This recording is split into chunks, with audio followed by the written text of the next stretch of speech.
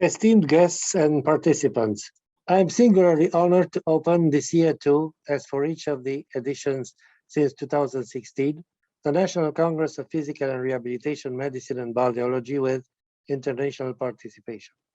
Unfortunately, this is the second Congress we are deploying in extremely difficult circumstances. The seeming endless COVID-19 outbreak forced us, since already over 1 year and a half, to profoundly negative modified lives and action modalities, personally and collectively.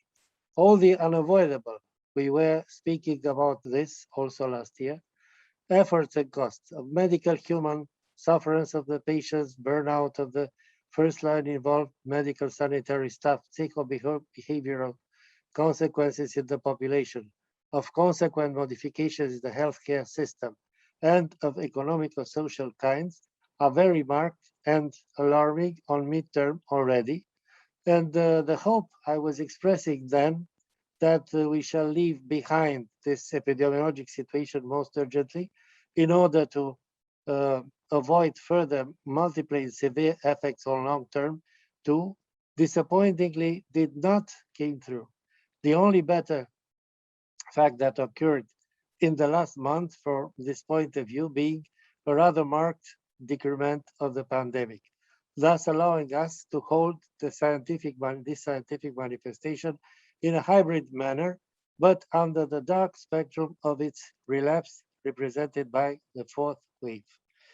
In my brief speech, I want to point out with satisfaction that despite the difficult evoked general situation, our Congress succeeded at this edition too, even before it started to surpass some of its former records.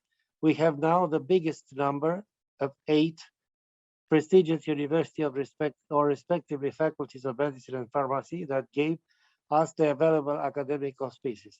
And as visibility and international recognition of the level of performance achieved by this Congress in the previous years, we have obtained for this one the largest number of continuing medical education credits, impressively, 40 such credits from the European Accreditation Council for continuing medical education within the European Union of Medical Specialists.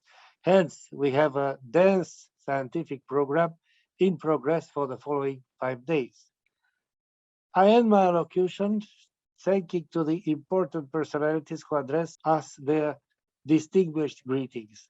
To the renowned scientists, some of them members of the leadership of the international professional scientific societies to which societies within our academic organizing consortium are affiliated, for their remarkable works that bring added value to this Congress of ours. To the colleagues who contributed to the accomplishment of this academic event, and to all the participants, and I herein reassert my wish to overcome the actual pandemic and to come back to normality. Thereby, I do hope our Congress next year to be held again as fair by communication and knowledge gained through real human relationship and keeping an only optional online component mainly for attendance from abroad. I wish as well wholehearted great success to this Congress.